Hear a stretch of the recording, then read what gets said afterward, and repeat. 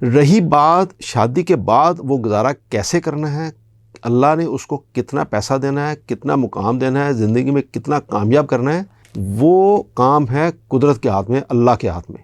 نہ وہ میرے اختیار میں ہے اور نہ میں اس کے لیے کچھ کر سکوں گا. السلام علیکم، میرا نام ہے شاہد ایوب، آپ دیکھ رہے ہیں لرننگ ٹو لیو.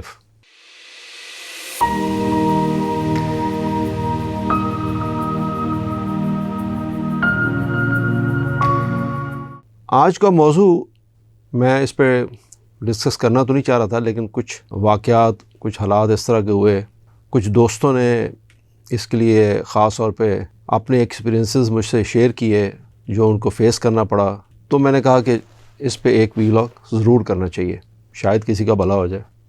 میرے ایک دوست نے میرے سے شیئر کیا کہ اس نے وہ اپنے بیٹے کے لیے کوئی اچھا رشتہ تلاش کر رہا تھا، کوئی اچھے پڑھی لکھی فیملی، کوئی اچھے نیک لوگ، جیسے ہم سب چاہتے ہیں کہ اچھا گھرانہ ہو. تو اس کے لیے اس نے چند اپنے مشاہدات اور اپنے ایکسپیرینسز مجھ سے شیئر کیے، تو وہ میں آپ سے ڈسکس کرنا چاہ رہا ہوں. ڈسکس کرنے کا جو میں آپ کو بتانا چاہ رہا ہوں وجہ صرف یہ ہے کہ ہم جن لوگوں کو یا جن چیزوں کو زیادہ امپورٹنس دیتے ہیں زندگی میں، وہ چیزیں امپورٹنٹ ہیں نہیں، کیونکہ بحیثیت قوم ہماری ڈائریکشن کچھ اور ہو گئی ہے. تو ہم ان چیزوں کو امپورٹنس دے رہے ہیں جن کی ہمارے اسلام میں اور کسی بھی مہذب دنیا میں اس کی کوئی ویلیو نہیں ہے. ہم چیزوں کو بڑی سطحی طور پر دیکھتے ہیں اور بعد میں ہمیں اس کا خمیازہ بھگتنا پڑتا ہے اور پھر ہمیں افسوس ہوتا ہے، لیکن تب تک وقت گزر چکا ہوتا ہے. میرے دوست نے شیئر کیا کہ جب انہوں نے ان لڑکی والوں کو اپنے گھر مدعو کیا تو وہ تشریف لائے، ان کو ہمارا گھر اور باقی سب چیزیں پسند آئیں، لیکن انہوں نے 2 اور 3 سوال اس طرح کے کیے. انہوں نے کہا کہ ہمیں بڑا معیوب لگا کہ یہ کیا سوال ہے. جیسے ایک سوال انہوں نے ان سے پوچھا، وہ کہنے لگے کہ ہماری بیٹی کو بڑا کھلا خرچ کرنے کی عادت ہے، تو آپ کے بیٹے کی جو سیلری ہے وہ 1.25 لاکھ کے قریب ہے. اس نے پڑھا لکھا بچہ ہے، MBA اس نے کیا ہوا تھا. تو اس نے کہا کہ وہ اس سیلری میں ہماری بیٹی کا گزارا نہیں ہوگا. تو وہ اس کے والد سے پوچھتے ہیں کہ اگر اس کا گزارا نہیں ہوگا تو باقی جو خرچہ ہوگا بیٹی کا وہ بحیثیت باپ آپ بیٹے کو دیں گے تاکہ گھر چل سکے. یہ یاد رکھیے، اس بیٹے کا اپنا گھر ہے، وہ اچھا کما رہا ہے، اچھا پڑھا لکھا ہے، بہت شریف لڑکا ہے. میں یہ نہیں کہہ رہا لڑکی والے شریف نہیں تھے، وہ بھی بڑے اچھے لوگ ہوں گے. پر اس سوال کی تہہ تک جائیں تو یہ سوال پوچھنے کے لیے ایک بڑی ہمت چاہیے، اور اس سوال کے پیچھے اس سوچ جو کار فرما ہے اس کو دیکھیں. اسی طرح انہوں نے ایک اور سوال کیا جاتے جاتے، جب وہ ان کو سی ایف کرنے باہر گیا تو انہوں نے سوال یہ کیا کہ آپ کے پاس گاڑیاں کتنی ہیں. یعنی اگر ان کے گھر میں کوئی 3 یا 4 گاڑیاں کھڑی ہوئی ہیں تو دیکھ کے بھی وہ اس کے بعد بھی پوچھنے لگے کہ گاڑیاں کتنی ہیں، اور اندازہ یہ کرنا چاہ رہے تھے کہ کیا اس گھر میں ہر بندے کی الگ الگ گاڑی ہے. اگر آپ رشتوں کے پیچھے اس طرح کی مادی چیزوں کو دیکھیں گے تو آپ بتائیے کہ وہ رشتہ کیسے چل سکتا ہے. یہ چھوٹی چھوٹی چیزیں، یہ چھوٹی تو نہیں ہے بلکہ بڑی چیز، جس سے ان کے کان کھڑے ہوئے. وہ میرا دوست کہنے لگا کہ میں نے ان سے کہا کہ بحیثیت باپ میرے ذمے 2 چیزیں ہیں. ایک جو اللہ نے مجھے بتایا، ایک اپنی اولاد کی اچھی تربیت کرنا، یہ میرے ذمے ہیں، اور وہ میں نے بڑے احسن طریقے سے کوشش کی ہے جتنی میں کر سکتا تھا اپنی اولاد کی اچھی تربیت کروں، ان کی ویلیوز ٹھیک ہوں، وہ ان کو سچ بولنا سکھاؤں، وہ حلال کمانا سیکھیں، اور ایک باعزت معاشرے کے ایک باعزت شہری بن سکیں. یہ میرے ذمہ تھا، وہ میں نے کیا. دوسری میری ذمہ داری یہ تھی کہ میں اپنے وسائل میں رہتے ہوئے اپنے بچوں کے ایک اچھی تعلیم دے سکوں. وہ تعلیم جتنی میں دے سکتا تھا ایک ٹاپ کلاس انسٹیٹیوٹ سے، جب اس نے MBA کیا تو ظاہر اس سے اچھا اور کیا کر سکتا تھا، تو وہ میں نے تعلیم ان کو پوری دی، اور وہ ایک اچھے ملٹی نیشنل میں جاب کر رہے ہیں. رہی بات شادی کے بعد وہ گزارا کیسے کرنا ہے، اللہ نے اس کو کتنا پیسہ دینا ہے, کتنا مقام دینا ہے, زندگی میں کتنا کامیاب کرنا ہے, وہ کام ہے قدرت کے ہاتھ میں, اللہ کے ہاتھ میں. نہ وہ میرے اختیار میں ہے اور نہ میں اس کے لیے کچھ کر سکوں گا. تو میرا خیال ہے کہ ایک باپ کی طرف سے یہ جواب کافی ہے. اچھا, میں یہ عرض کرتا چلوں کہ یہ ویلاگ تھوڑا سا لمبا ہوگا, بٹ اس کی وجہ اس کو شارٹ کر نہیں سکتا, کہ اس میں بہت سارے فیکٹرز ہیں جو میں آپ کو بیان کرنا چاہ رہا ہوں. اشفاق صاحب آپ فرماتے ہیں کہ وہ جب ریٹائرمنٹ کے قریب پہنچے تو ان کو بڑا فکر تھا کہ جب میں ریٹائر ہو جاؤں گا تو کیا کروں گا. تو جیسے ہمارے یہاں ہوتا ہے کہ آپ کسی اچھے ادارے میں, گورنمنٹ ادارے میں کام کر رہے ہوں تو اس وقت تک لوگ آپ کو سلام کرتے ہیں, آگے پیچھے ہوتے ہیں, کیونکہ ان کو آپ سے کام ہوتا ہے. لیکن جب آپ ریٹائر ہو جاتے ہیں تو وہی لوگ جو آپ کے آگے پیچھے ہوتے ہیں وہ آپ کو فون تک نہیں کرتے. وہ دوستیاں, وہ تعلقات, وہ سلام, وہ جھکنا, وہ آگے پیچھے ہونا, وہ سب ختم ہو جاتا. تو کہتے ہیں جب میں ریٹائر ہو گیا تو میری بیوی نے کہا کہ آپ ایسا کریں, آپ مسجد چلا جایا کریں, ہو سکتا ہے آپ کے نئے دوست بن جائیں. تو کہتا ہے میں مسجد, کہتے ہیں کہ میں مسجد تو کم ہی جاتا تھا, لیکن میں نے ان کے کہنے پہ مسجد جانا شروع کر دیا. تو جب میں مسجد گیا تو ریگولر میں نے نماز پڑھنی شروع کر دی. تو کہنے لگے مجھے کوئی خاص چینج محسوس نہیں ہوئی, جاتا تھا, ملتے تھے, نماز پڑھتے تھے, واپس آ جاتے تھے. تو کہنے لگے کہ میں کوئی 3-4 مہینے کے بعد مجھے شہر سے باہر جانا پڑا. تو جب واپس آیا تو میری بیگم نے مجھے بتایا کہ ایک دن باہر بیل ہوئی تو اور میں نے دیکھا کہ باہر کوئی 5-6 لوگ, بزرگ لوگ, وہ باہر کھڑے ہیں. تو میں نے پوچھا کہ خیریت آپ لوگ کون ہیں؟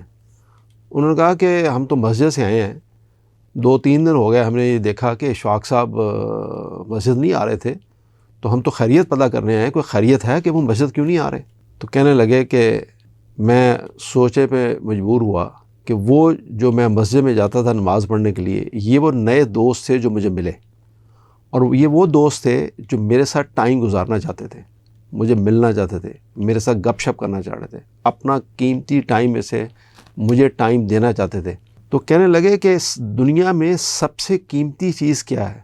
وہ ہے کوئی انسان اپنا ٹائم کسی دوسرے شخص کو دے. اگر ہم اس چیز کو نہ سمجھیں, ایک میاں بیوی کا رشتہ جنہوں نے زندگی گزارنی ہے, اس کے لیے کیا چیزیں ضروری ہیں, اگر ان چیزوں کو ہم سمجھ نہ سکیں اور ہم اس طرح کے مادی چیزوں کو ڈھونڈنے کی کوشش کریں, یعنی گھر کتنا بڑا ہے, پیسے کتنے کماتا ہے, جاب سٹیٹس کیا ہے, فیملی کا سٹیٹس کیا ہے, گاڑیاں کتنی ہیں, تو پھر یہ جو چیزیں ہیں, یہ جو ویلیوز ہیں, وہ تو کہیں پیچھے رہ جائیں گی. تو پھر جب اس کے کانسیکوینسز آپ کو بھگتنا پڑیں گے تو پھر اس پہ افسوس نہیں ہونا چاہیے. میرے ایک اور دوست ہیں, انہوں نے میرے ساتھ اپنا ایک واقعہ شیئر کیا. وہ کہنے لگے کہ میں اپنے بیٹے کے لیے کوئی رشتہ ایسے ہی دیکھ رہے تھے, جیسے ایک اچھی فیملی, پڑھی لکھی فیملی, بچہ وہ بھی بہت پڑھا لکھا تھا. تو کہہ رہے تھے کہ انہوں نے, لڑکی والوں نے میں اپنے گھر انوائٹ کیا, تو ہم چلے گئے. تو کہنے لگے کہ بجائے وہ لڑکے سے پوچھتے کہ آپ کیا کر رہے ہو, آپ کی جاب کی نیچر کیا ہے, ایک جنرل سوال, جنرل ڈسکشن, جس سے اگلا بھی ہیومیلیٹ نہ ہو, کوئی ایسی فیل نہ کرے, وہ لڑکے کی والدہ کو پوچھنے لگے کہ آپ کی تعلیم کیا ہے, اور اس کے والد کو پوچھنے لگے کہ جی آپ کی تعلیم کیا ہے. چلے میں اس حد تک شاید ایگری کر جاؤں کہ آپ یہ دیکھنا چاہ رہے ہیں کہ جس گھر میں بیٹی جا رہی ہے یا بیٹا جس لڑکی والوں کو بیاہ رہا ہے, تو ان کے پیرنٹس کیا جنرلی ایجوکیٹڈ لوگ ہیں یا نہیں ہیں. ایسا تو نہیں کہ بالکل ہی ان پڑھ ہیں, کیونکہ تعلیم بھی انسان کو بڑا کچھ سکھاتی ہے, یہاں تک تو ٹھیک ہے. لیکن جب انہوں نے بتا دیا کہ لڑکے کی والدہ نے کہ بھی میں نے ماسٹر کیا ہوا ہے, تو ان کا اگلا سوال یہ تھا کہ وہ تو ٹھیک ہے آپ نے ماسٹر کیا, لیکن آپ کس اسکول سے پڑھی ہوئی ہیں؟ اب بتائیے کہ لڑکے کی پیرنٹس کی یا لڑکی کے, یہی سوال لڑکے والے بھی کر سکتے ہیں, اور لڑکی کے پیرنٹس کی, وہ 70 سال کے ہیں یا 65 سال کے ہیں, ان کا اسکول چیک کرنا کہ آپ کس اسکول سے پڑھے ہوئے ہیں, یہ ہم کیا چیک کرنا چاہ رہے ہیں؟ کیا ہمیں ان پیرنٹس نے اپنے بچوں کو کیا سکھایا ہے, ویلیو اس کی ہے یا ویلیو اس کی ہے کہ وہ کس اسکول کی پڑھی ہوئی ہے؟ اچھا جی, اگر وہ لڑکے کی والدہ یا والد یا لڑکی کے والد یا والدہ اگر وہ HSN کی پڑھی ہو یا آکسفورڈ سے پڑھی ہو یا ہارورڈ سے پڑھی ہو, اور بچوں کی تربیت اس طرح کی ہو کہ آپ ان سے بات کرنا بھی گوارہ نہ کریں، وہ بڑے 20 لاکھ روپے مہینہ کما رہے ہوں اور ایتھکس ان کو چھو کے نہ گزرے ہیں، یا آپ کی جو سوسائٹی کی ویلیوز ہیں ان کا ان کو بالکل پتہ نہ ہو، تو کیا وہ رشتہ قابل قبول ہوگا؟ یہ ہیں وہ چیز جو دیکھنا چاہتے ہیں۔ ہم کیا ڈھونڈ رہے ہیں؟ وہ کسی نے کیا کہا، مال و متاع کوچہ و بازار بک گئے، مال و متاع کوچہ و بازار بک گئے، عہد ہوس میں سب دور و دیوار بک گئے۔ یہ مال و متاع، یہ پیسہ، یہ مادیت جس کی طرف ہم جا رہے ہیں، اس میں ہم تباہ تو ہو سکتے ہیں، بک تو سکتے ہیں، عزت حاصل نہیں کر سکتے، اچھی فیملیز اسٹیبلش نہیں کر سکتے۔ جب ہم اس طرح کی چیزیں ڈھونڈتے ہیں، آپ نے بہت پیسہ ڈھونڈ لیا، بڑا گھر ڈھونڈ لیا، سب کچھ دیکھ لیا، ویلیوز کو نہیں دیکھا، فیملی بیک گراؤنڈ کو نہیں دیکھا، تو پھر کیا ہوگا؟ پھر یہ ہوگا کہ شب بر رہی فضا میں وفاداریوں کی گونج، شب بر رہی فضا میں وفاداریوں کی گونج، سورج چڑھا تو سارے بے وفا بک گئے۔ تو جب وقت آئے گا تو وہی جو پیسے والا آپ نے تلاش کیا ہے، وہ لڑکی کا گھر ہو یا لڑکے کا گھر ہو، وہ آپ کو کہیں نظر نہیں آئیں گے۔ میں یہاں ایک واقعہ کوٹ کرتا چلوں۔ ریسنٹلی میرے ایک دوست ہیں جن کو کینسر ہوا، انہوں نے میرے ساتھ ایک اپنی آپ بیتی شیئر کی۔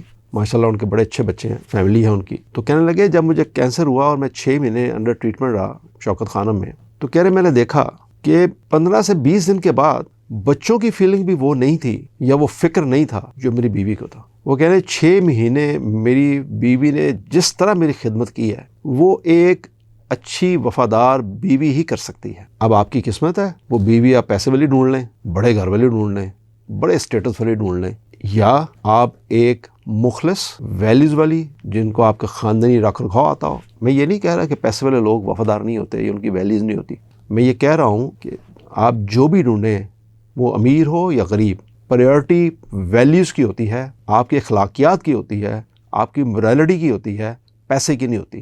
جب آپ اس کو بیس بناتے ہیں، نمبر 1 کویسچن آپ کا وہ ہوتا ہے، تو وہ ٹھیک نہیں ہے۔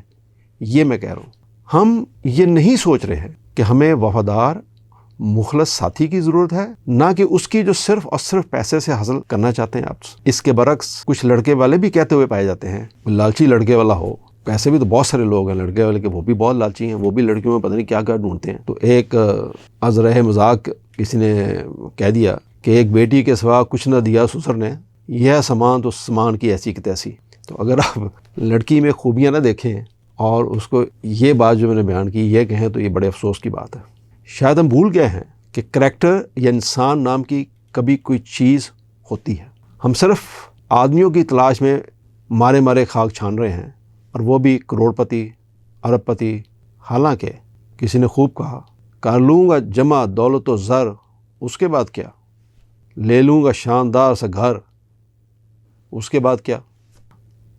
ایک روز موت زیست کا در کھٹکھٹائے گی، ایک روز موت زیست کا در کھٹکھٹائے گی، بجھ جائے گا چراغ قمر، اس کے بعد کیا؟ تو یہ زندگی دولت کے سہارے نہیں گزرتی، یہ زندگی اخلاق، ویلیوز، مروت، رواداری، خاندان، اچھے بندھن، اچھے ریلیشنز، اس کے اوپر گزرتی ہے۔ پیسے کے اوپر، گاڑیوں کے اوپر، ان کے اوپر نہیں گزرتی۔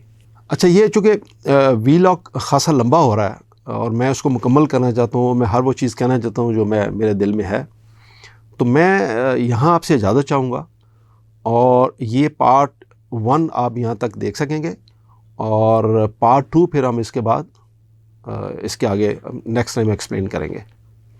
توجہ کے لیے شکریہ، اللہ حافظ۔